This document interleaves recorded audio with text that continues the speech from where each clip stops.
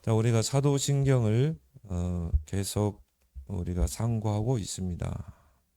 위대한 신앙 고백이죠. 그래서 초기부터 초대교회부터 지금까지 이 많은 신자들이 이 고백했던 그런 사도신경입니다. 오늘 제6과 장사 지냄과 부활입니다. 자, 예수 그리스도에 대해서 계속 우리가 상고하고 있죠.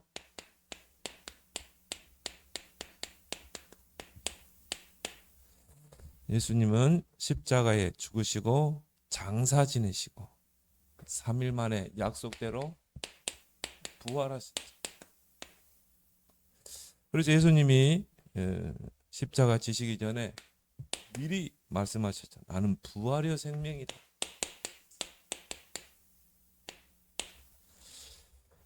그래서 오늘 6과의 신앙과 사도신경의 내용이 장사한 지 사흘 만에 죽은 자 가운데서 다시 살아나시며, 예수님이 십자가에 죽으시고 장사 지내셨죠.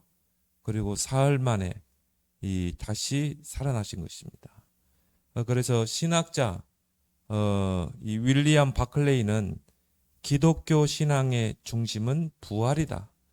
그리스도를 그리스도답게 하는 것이 바로 부활이다. 이렇게 이야기했습니다. 그래서 복음의 핵심, 또 기독교의 핵심이 바로 두 가지죠. 십자가와 부활이죠. 그게 바로 복음의 핵심이죠. 또 이 두 가지는 나와 긴밀한 관계 속에 있습니다. 그래서 그리스도의 십자가가 나와 어떤 관계 속에 있는가, 그리스도의 부활이 나와 어떤 관계 속에 있는가, 너무 중요한 관계 속에 있죠. 그리스도의 십자가의 죽으심으로 우리가 죄 사함을 받게 됐고, 죄와 사망에서 해방됐고, 그리스도의 부활과 함께 우리도 이제 새 생명으로 다시 태어나게 된 것입니다. 그래서 그리스도의 십자가 부활을 떠나서는 나라는 존재를 설명할 수 없는 것입니다. 그래서 이 사도신경이 신앙 고백이 너무 중요합니다.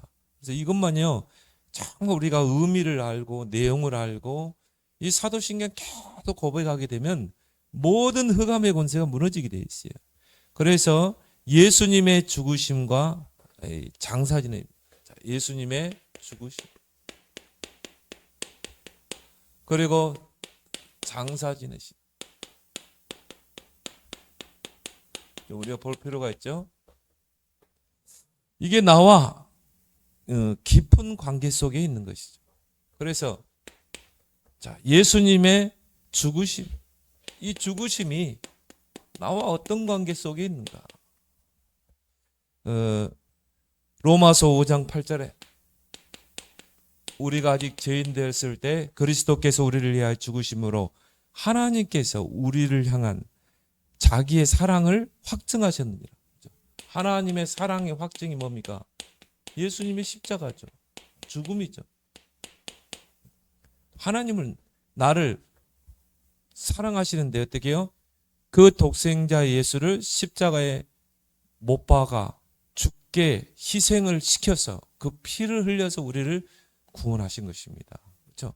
하나님의 사랑의 절정이 바로 십자가죠. 그래서 우리가 십자가를 볼 때 하나님의 그 큰 사랑을 우리는 늘 느끼고 확인하고 우리는 감사해야 될 줄 믿습니다.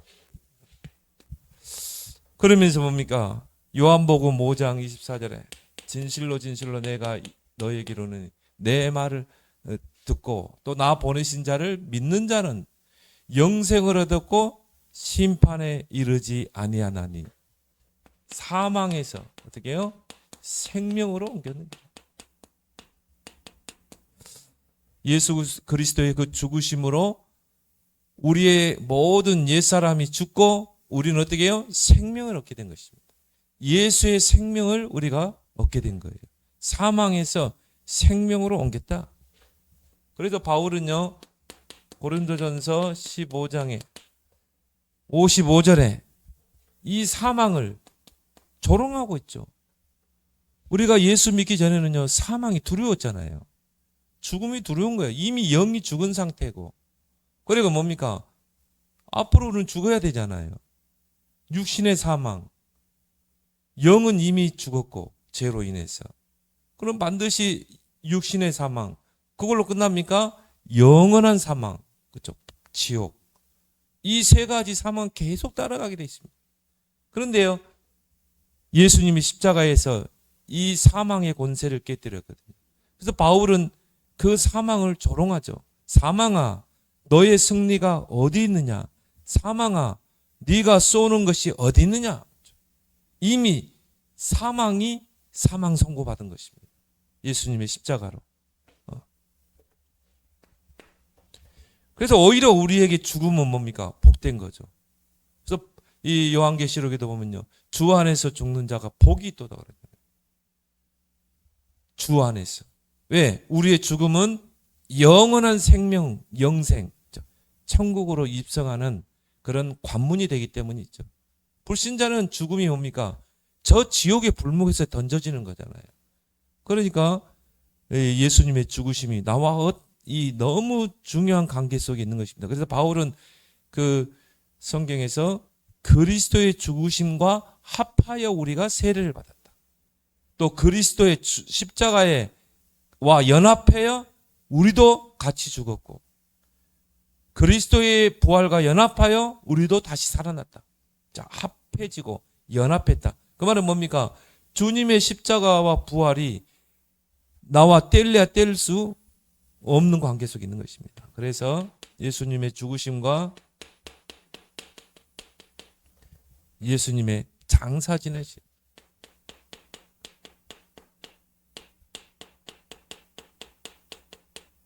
그래서 이 굴에 예수님이 이제 안장되셨죠. 그리고 굴문을 이제 뭡니까? 이 큰 돌로 막았죠. 임봉을 했죠. 근데요, 자, 십자가에 죽으시고 사흘 만에 부활하셨다. 우리는 그렇게 사도신경을 고백하잖아요. 장사한 지 사흘 만에 죽은 자 가운데서 다시 살아나시며. 근데요, 이 영어 성경과 라틴 성경에는 이 부분의 사이에 뭐가 하나 첨가돼요. 그 부분이 뭐냐? 음부에 내려가셨다. 십자가에 죽으시고 장사 지낸 후에 음부에 내려가사 그런 분이 있습니다. 그 말은 뭡니까? 지옥에 내려가셨다는 거죠. 그리고 뭡니까? 그리스도를 선포하고 다시 사흘 만에 살아나셨다. 근데 이 부분이 우리 개역 성경에는 빠져 있어요. 근데 영어 성경에는 분명히 있거든요. 예수님이 장사 지내시고 음부에 내려가셨다. 음부란 말은 지옥으로 가셨다는 것이죠. 또 라틴 성경에도 그렇고 또 초기에 사도신경에도 보면 원문에 보면 이 부분이 나와 있어요. 음부에 내려가셨다. 이 부분이 분명히 삽입되어 있습니다. 그렇다면 예수님의 그 죽으심과 부활 사이 3일이죠. 사흘이죠. 그때 예수님의 행적은 뭐였을까? 우리는 죽으면 어떻게 됩니까? 우리는 죽으면 육신은 흙으로 가죠. 우리의 영혼은 어떻게 해요? 육신과 분리돼서 어디로 갑니까? 천국으로 가죠. 바로 즉시. 근데 예수님은 어떻게 돼요? 십자가에 죽으셨어요. 장사 지내셨어요. 근데 예수님이 육체와 분리되셨습니까? 아니죠. 연합 하나 된 일체로 돼 있었던 것입니다. 그리고 영으로 성경에 보면 지옥에 가셨다. 이 부분이 좀 껄끄럽잖아요. 아니 예수님은 구원자인데 지옥은 죄를 가진 자가 갈 수 있는 곳인데 예수님이 어떻게 지옥으로 가겠느냐. 그런 부분이 좀 껄끄럽기 때문에 이제 그 음부에 내려가사 이 부분을 삭제를 한 것입니다. 근데 분명히 성경에서는 베드로 사도가 고백을 했죠. 베드로전서 3장 18절에서 20절에 이 부분이 성경에서 굉장히 난해한 부분입니다. 거기 보면 이런 말이 나옵니다. 그가 또한 영으로 가서 옥에 있는 영들에게, 지옥에 있는 감옥이죠. 이 지옥은 뭡니까? 죄인들을 가두는 감옥 아닙니까? 예수님이 또한 영으로 가서 옥에 있는 영들에게 선포하시니라. 예수 믿지 않고 죽은 영혼들이 가 있는 그 지옥에 가셔서 지옥에 있는 영들에게 선포하시니라. 그들은 그 선포를 받은 그들은 전에 노아의 날 방주를 준비할 동안 하나님이 오래 참고 기다리실 때 복종하지 않던 자들이다. 농담으로 여기고 무슨 뭐 홍수 심판이야. 그렇게 해서 뭡니까? 홍수로 다 죽은 사람이라니까. 그 사람들이 어디에 가 있어요? 저 지옥에 가 있나요? 근데 예수님이 십자가에 죽으시고 장사 지내시고 3일 동안에 그 옥에 내려가셔서 영으로 옥에 내려가서 어떻게 보면 불신자잖아요. 불신자들에게 하나님을 예수 그리스도를 구원자로 믿는 걸 거부하고 죄를 가지고 죽은 자들이 갇혀 있는 그 지옥에 가서 그리스도를 선포하고 다시 부활하셨다는 거죠. 여기에서 이제 여러 가지 이제 설이 많이 나오게 되고 이걸 가지고 이제 하나의 교리를 만들어 놓은 게 캐톨릭입니다. 우리가 잘 아는 연옥설이죠. 근데 이제 우리가 이게 얼마나 비성경적인가를 우리가 좀 살펴볼 필요가 있죠. 그래서 이거를 어떻게 해석하느냐에 따라서 어떤 사람은 어떻게 예수님이 그 죄인들이 가는 지옥을 갈 수 있겠냐? 그거는 하나의 은유적인 표현이다.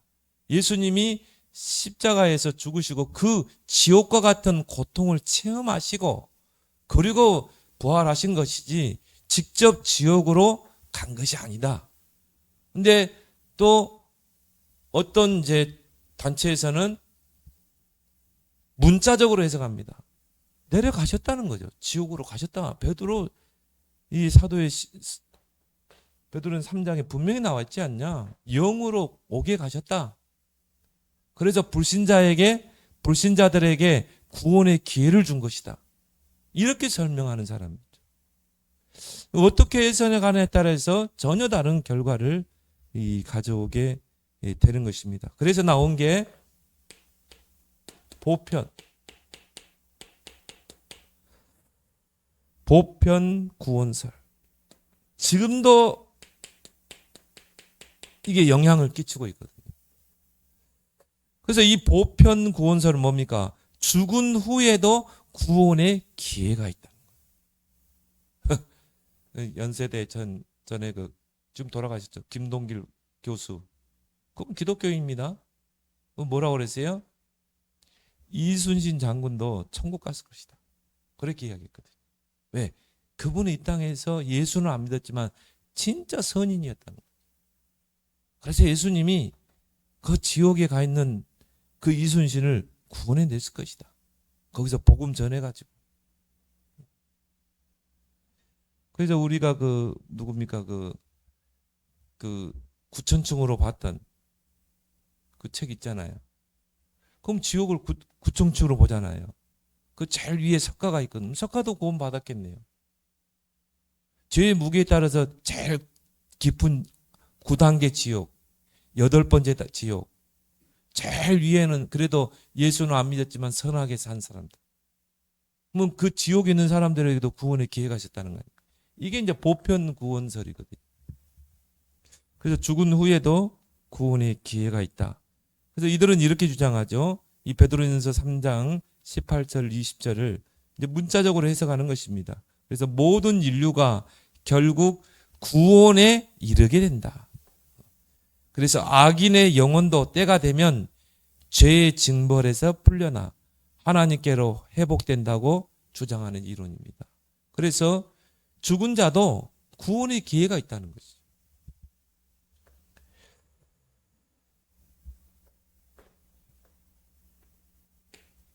그리고 이제 이 성경글을 가지고 이제 교리화한 단체가 뭡니까? 이 캐톨릭이죠. 연옥설. 자, 천국과 지옥의 중간지대가 있다. 중간지대.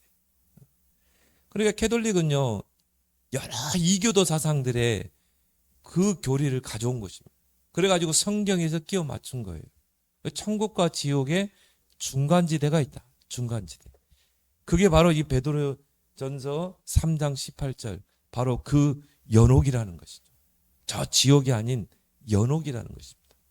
그래서 천국과 지옥의 중간지대가 있다. 거기에서 정화해서 이제 천국으로 올려보낸다는 것이죠. 그래서 캐톨릭에서는 그런 주장을 하죠. 각 개인의 구원은 죽음과 동시에 하나님의 심판을 받아서 영원한 지위가 결정된다는 것입니다. 크게 세 가지 지위로 결정된다.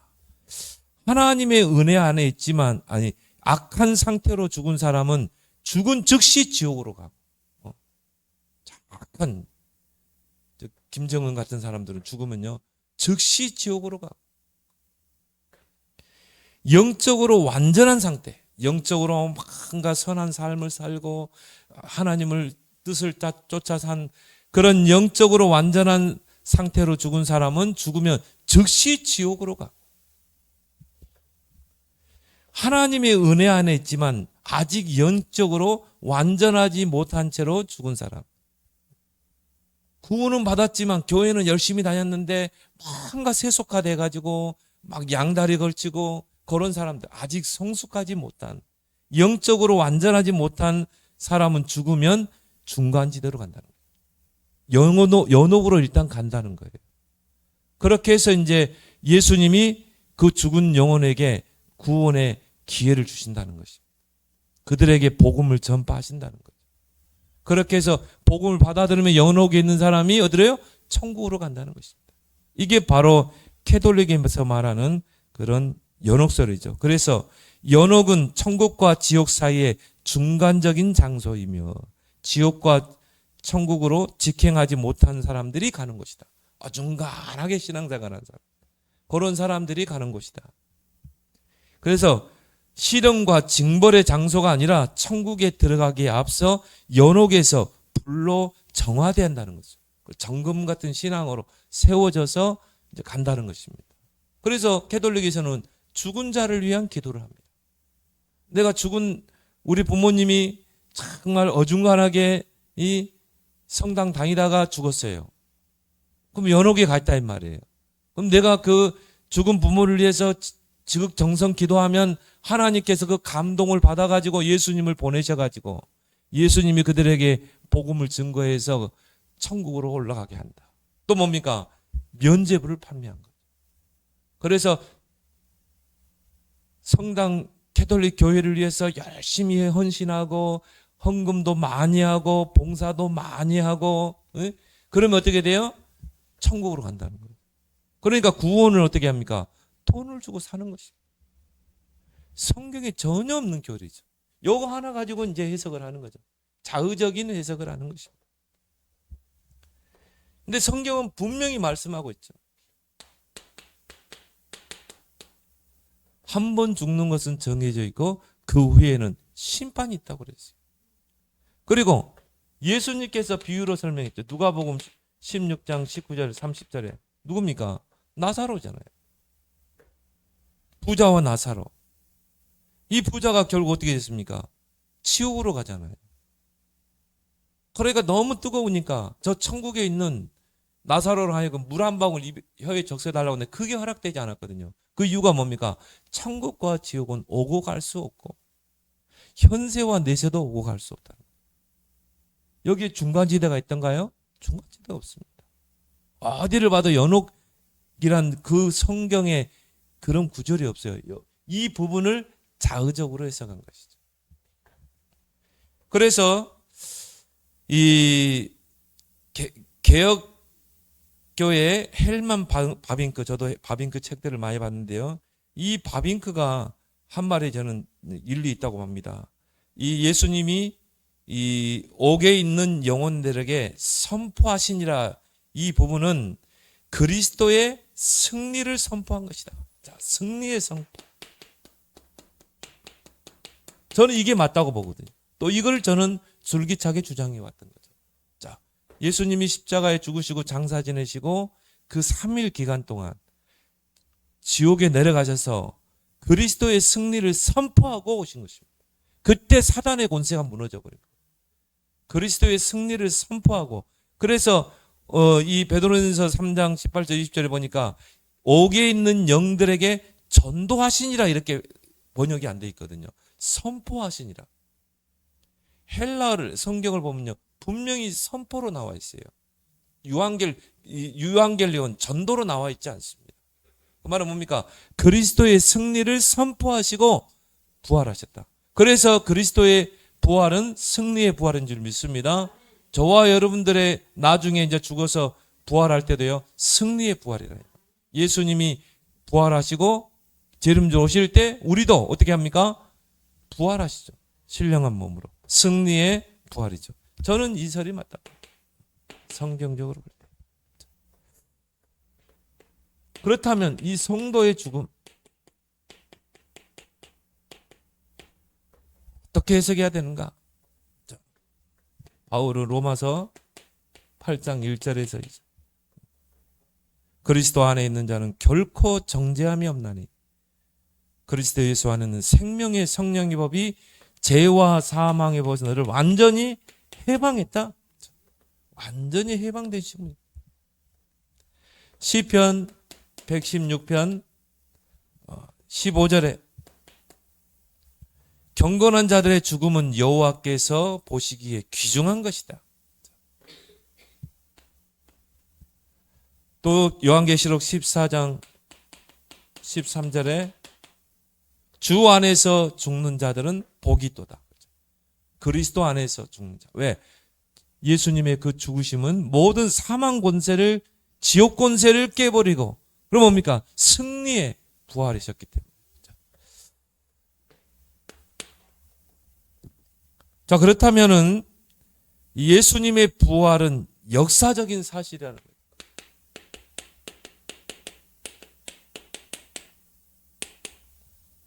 자, 성경에 예언된 것. 성경대로 죽으시고 성경대로 다시 살아나셨느니라.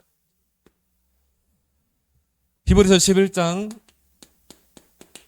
17절 19절을 보니까 히브리서 11장은 뭡니까? 믿음장이죠. 믿음의 증인들에 대해 쭉 이야기하면서 누구를 설명합니까? 이 아브라함을 설명하고 있죠. 아브라함이 바로 십자가와 부활을 믿었던 것입니다. 예수님 오시기 전 2000년 전에 이미 아브라함은 그리스도 이 땅에 오실 구원자가 십자가에서 구원을 이루시고 부활하실 것을 미리 알았어요. 그래서 이 독자 이삭을 번제산에 제물로 드리라 그랬을 때 어떻게 합니까? 주저하지 않고 이삭을 데려갔잖아요.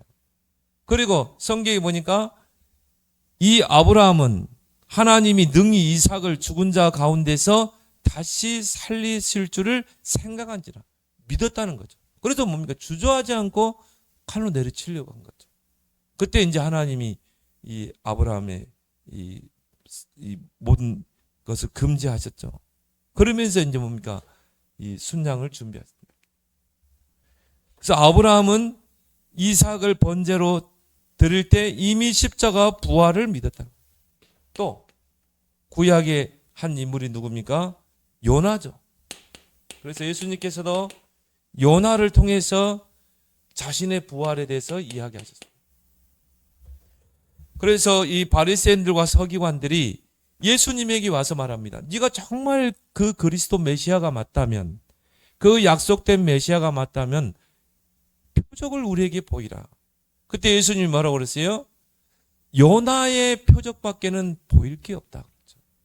요나가 물고기 뱃속에 사흘 동안 있다가 물 밖으로 이 물고기 뱃속에서 나왔지 않나. 그래서 예수님 자신도 그렇게 십자가에 죽고 장사 지냈다가 3일 만에 부활할 것이다. 요나를 통해서 예수님께서 설명했죠. 자, 요나 사건을 통해 또 시편 16편 9절 10절에도 보니까 주께서 내 영혼을 수월에 버리지 아니하시며 어디입니까? 지옥이죠. 주의 거룩한 자를 멸망시키지 않으실 것임이니이다. 예수님 자신도 이런 부활에 대해서 언급을 하셨죠. 요한복음 2장 19절에서 20절에 21절에 너희가 이 성전을 헐라 내가 사흘 만에 일으키리라. 제자들이 성전을 이야기할 때 이 성전을 헐라 내가 사흘 만에 일으켜 세우리라. 뭘 말합니까? 성전된 자기의 육체를 의미한 것이죠.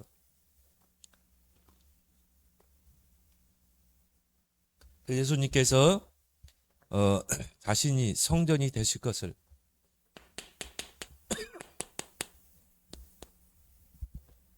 그리고 마태복음 16장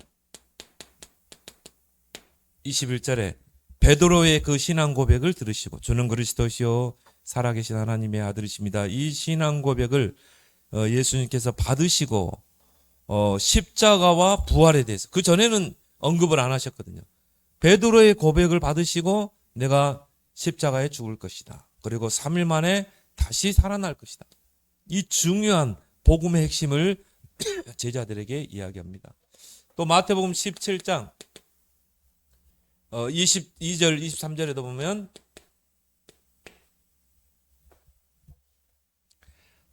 제자 죽임을 당하고 3일 만에 살아나리라. 제자들에게 내가 십자가에 죽고 3일 만에 살아나리라. 근데 제자들이 반응이 어땠습니까? 매우 근심하니라. 그 말을 듣고. 그러니까 살아나리라 이 말은 이 귀에 안 들려오고 십자가에 죽임을 당할 것이다. 그러니까 거기에 대해서 근심을 한 것입니다.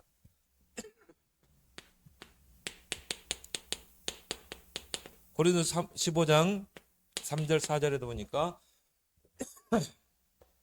성경대로 죽으시고 성경대로 살아나셨느니라.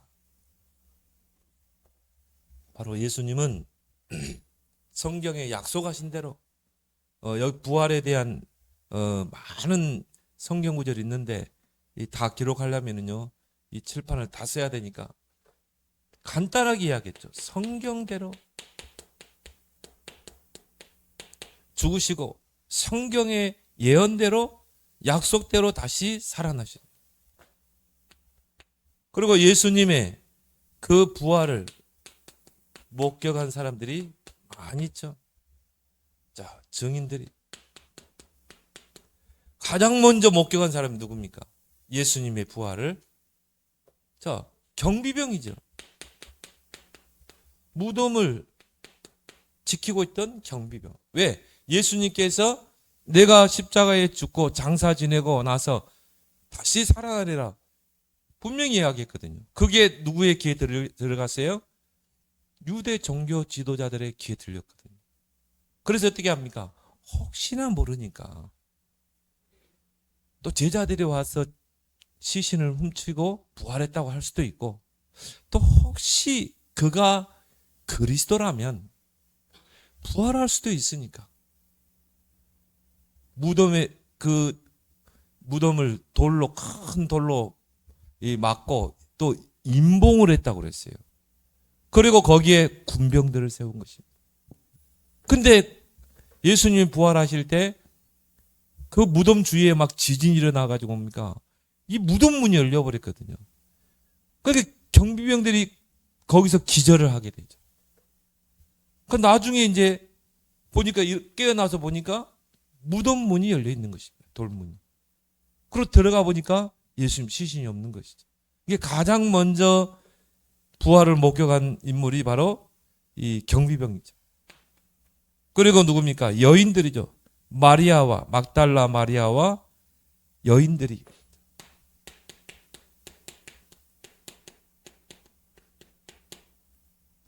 예수님의 부활을 목격하게 되죠. 그래서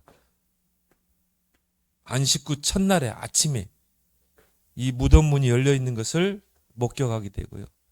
또 엠마오로 가는 제자들,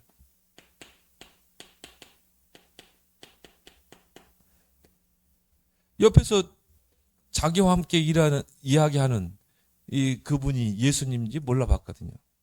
나중에 그분이 예수님인 것을 알게 되고 또 정말 두려워서 그 다락방에 문을 걸어 잠그고 있던 제자들에게 예수님이 거기에 찾아오신 것입니다. 그래서 너희에게 평강이 있을지어다. 거기에 누가 없었어요? 도마가 없었죠. 의심을 하잖아요. 그 도마에게도 예수님이 찾아오시고, 또 바울, 다메스 도상에서 부활하신 그리스도를 체험하게 되죠. 그리고 이제 고린도전서 15장에 보니까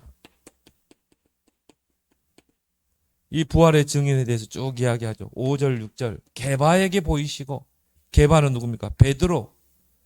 또 12 사도에게 보이시고, 또 일시에 500여 형제들에게 보이셨고, 그들이 지금도 많은 이들이 살아있다. 그 말은 뭡니까? 부활을 목격했다는 사람들이 많이 있다는 것이죠. 그리고 결정적으로 저와 여러분들이 그 부활의 증인인 줄 믿습니다. 예수님 뭐라고 그러세요? 보지 않고 믿는 자가 복이 있도다. 우리는 예수님의 부활을 목격을 못했지만 우리는 그게 믿어지잖아요. 그렇기 때문에 우리도 그 증인인 것입니다. 자, 그렇다면 그 예수님의 부활의 의미를 우리가 살펴볼 필요가 있죠.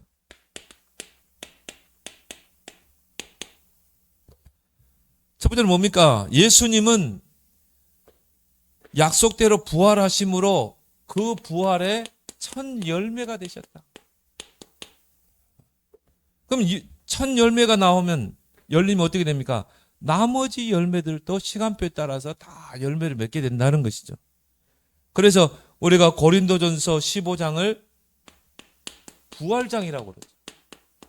부활에 대해서 쭉 언급하고 있습니다. 거기에 이제 예수님이 바로 부활의 첫 열매가 되셨다. 고린도전서 15장 20절. 그리스도께서 죽은 자 가운데서 다시 살아나사 잠자는 자들의 첫 열매가 되셨다. 그리고 베드로전서 1장 3절 4절을 보니까 예수 그리스도께서 부활하심으로 우리에게 썩지 않고 더럽지 않고 쇠하지 아니하는 부활의 산 소망을 주셨다. 사람이 죽으면 어떻게 됩니까? 썩죠. 부패하게 되죠. 냄새나게 되죠. 그리고 뭡니까? 쇠해지죠. 그런데 우리의 죽음은 뭐예요? 썩지 않고 더럽지 않고, 그리고 뭡니까? 쇠하지 않는 부활로 우리는 다시 살아나는 줄 믿습니다. 그 산 소망이 됐다. 그래서 주 안에서 죽는 자들이 복 있는 것입니다. 물론 우리가 죽으면 어떻게 돼요? 우리 육신은 땅에 묻히게 돼 있어요. 죽음은 뭡니까? 영혼과 육체가 분리되는 것입니다. 그래서 육체는 화장해도 상관없고 땅에 묻어도 상관없어요. 화장해서 그냥 강가에다 뿌려도 상관없어요. 그건 육체거든요. 중요한 건 뭡니까? 그 육체를 담은 영혼이죠. 그 영혼이 어떻게 돼요? 분리된 상태로 천국으로 가는 거예요. 그러고 있다가 예수님이 재림주로 올 때 이 우리 육체가 이제 뭐 흙이 됐겠죠. 그 육체가 이제 다시 살아나서 우리 영혼과 만나는 것입니다. 그래서 우리가 하늘로 들림받는다는 말을 했죠. 우리가 살아있다가, 우리가 살아있는 상태로 예수를 만나게 되면 신령한 몸이 돼서 공중에서 예수님을 만나 뵙고, 우리가 죽었다면 어떻게 돼요? 우리 죽은 육체와 또 천국에 있는 영혼이 만나서 신령한 몸으로 예수님을 만나 뵙는 것입니다. 그래서 우리에게 산 소망을 줬다. 로마서 8장 11절에 예수를 죽은 자 가운데서 살리신 이의 영이 너희 안에 거하시면, 우리 안에 예수의 영이 들어왔잖아요. 그렇죠? 그게 구원이죠. 그래서 허물과 죄로 죽었던 우리를 살리셨잖아요. 그래서 너희를 죽은 자 가운데서 살리신 영이 너희 안에 거하시면, 보혜사 성령이 우리 안에 거하시면 그리스도 예수를 죽은 자 가운데서 살리신 이가 너희 안에 거하시는 그의 영으로 말미암아 너희 죽을 몸도 살리시리라.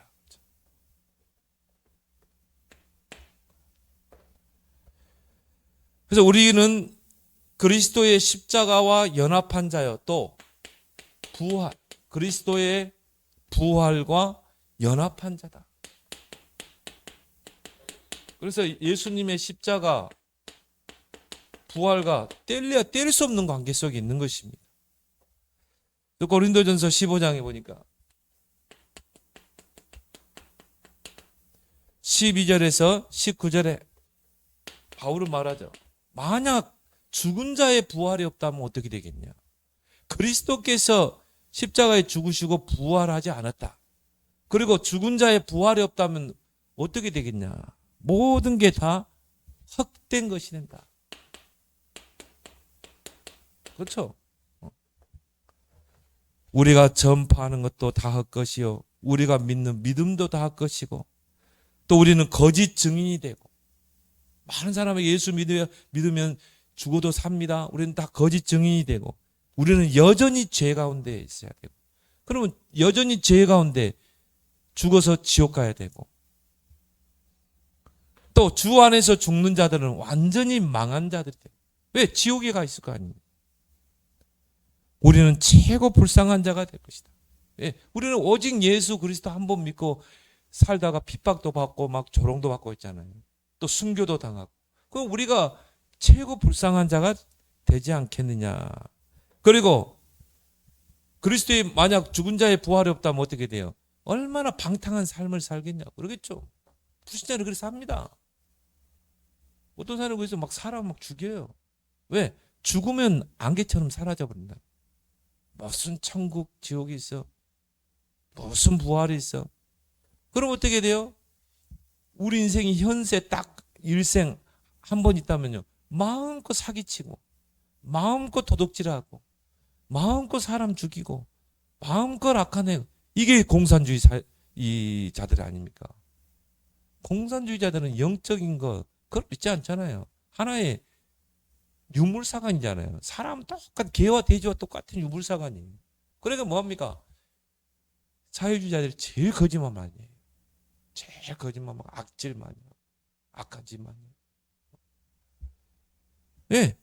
죽은 자의 부활이 없다면 그렇게 살겠죠. 또 그렇게 사는 사람도 있고. 바울은 말합니다.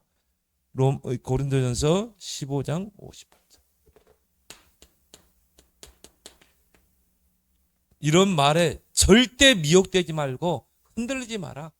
야, 무슨 죽은 자의 부활이 있어? 무슨 예수님이 살아나셨어? 그렇게 조롱하는 자들 말에 절대 흔들리지 마라. 부활의 신앙을 굳게 붙잡고 우리는 살아야 줄 믿습니다. 그래서 로마서 6장 1절에서 9절 거기에 이제 연합이란 말이 나옵니다.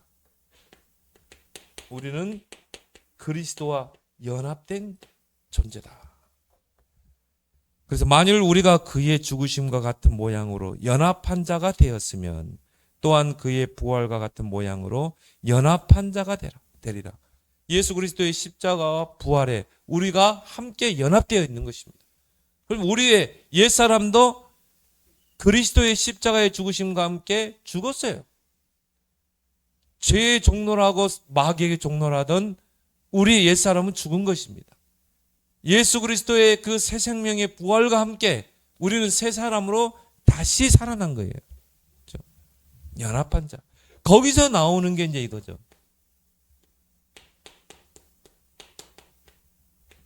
내가 그리스도와 함께 십자가에 죽었나니. 그리스도와 함께 그랬죠. 십자가에 못 박혀 죽었나니. 그 말은 뭡니까? 그리스도께서 십자가에 죽으실 때 나도 죽은 것이다. 나의 옛사람도 죽은 것이다. 이제 그리스도께서 내 안에 사신 것이다. 이제 육체 가운데 내가 사는 것은 나를 위해 십자가 지신 그리스도를 위해 사는 것이다. 이제 그리스도 안에서 다시 그리스도께서 부활하시고 사신 것처럼 우리는 이제 새롭게 그리스도 안에 사는 것입니다. 그리스도를 위해 사는 것입니다. 근데 이 부분이 안 되는 거예요. 전도자가 그런 이야기죠. 우리가 구원 다 받아놓고요. 왜 능력이 안 나타나고 왜 응답이 없는가? 이 부분이 안 돼요. 창세기 3장이 너무 강해. 나 옛사람이 살아있는 거예요. 내가 살아있는 거예요. 그래 뭡니까? 모든 게 나 중심이에요. 모든 게 나 중심으로 판단하고. 여러분이 이게 되면 이제 기적이 일어나게 됩니다.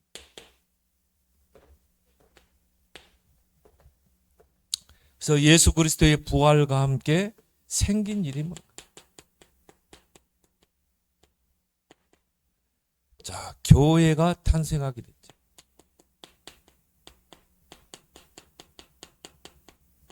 그래서 부활하신 주님이 138 언약 주시고 승천하셨습니다. 그 언약을 붙잡고 이제 마가다락방에 모였는데 오순절날이 이미르네. 불과 바람 같은 성령이 임하게 되고 교회가 탄생하게 된 거예요. 그래서 너희를 낳았도다 그랬거든요. 그 말은 뭡니까? 그리스도의 그 부활과 함께 이제 교회가 새롭게 탄생한 거다. 또 그리스도 주님의 부활과 함께 생긴 일은 뭡니까? 주의 날이 생긴 것입니다. 우리가 주일이라고 그러죠. 그래서 요한복음 20장 1절에 막달라 마리아와 그 이 여자들이 뭡니까? 안식구 첫날에 막달라 마리아와 그 여자들이 무덤에 열린 것을 보게 되죠. 안식구 첫날 뭡니까? 바로 주의 날이죠. 우리가 섬기는 1월 주일이죠. 사도행전 20장 7절에도 보니까 거기도 주의 날, 그 주간의 첫날에 바울이 매주 무리들에게 강론을 했다. 바로 주일날이죠. 또 고린도서 16장 2절에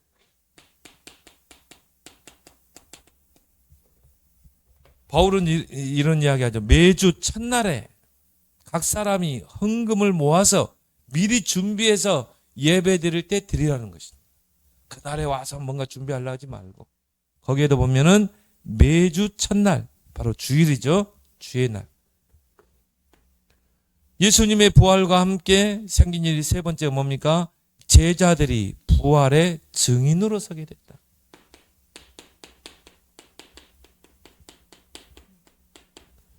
십자가의 증인, 부활의 증인. 예수께서 다시 살아나셨다. 그래서 사도행전 1장 8절에 오직 성령이 너에게 임하면 권능받고 땅까지 증인이 되리라.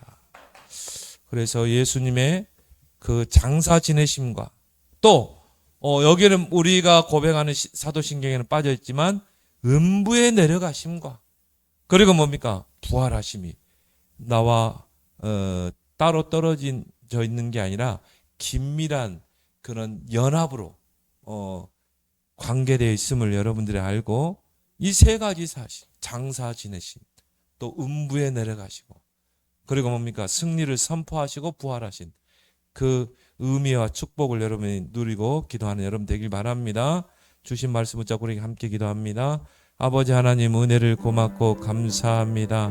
오늘 사도신경 장사 지낸 바 되시고 사흘 만에 죽은 자 가운데서 다시 살아나시며 이 신앙 고백이 의미를 알고 내용을 알고 믿음의 고백이 되고 사실적인 고백이 되어서 예수 그리스도께서 십자가의 죽으심으로 사망에서 생명으로 옮기고 이제 음부에 내려가사 그리스도의 승리를 선포하시고 부활하신 주님, 이제 부활의 첫 열매가 되셨고 그리스도의 부활과 연합한 자로서 이 부활의 주님이 나와 함께 하심을 누리며 그 증인으로 서게 하여 주옵소서.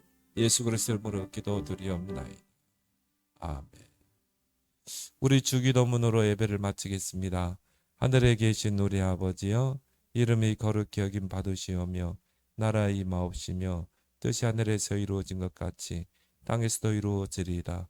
오늘날 우리에게 일용할 양식을 주옵시고 우리가 우리에게 죄진 자를 사하여 준 것 같이 우리 죄를 사하여 주옵시고 우리를 시험에 들게 하지 마옵시고 다만 악에서 구하옵소서. 대개 나라와 권세와 영광의 아버지께 영원히 싸움나이다. 아멘.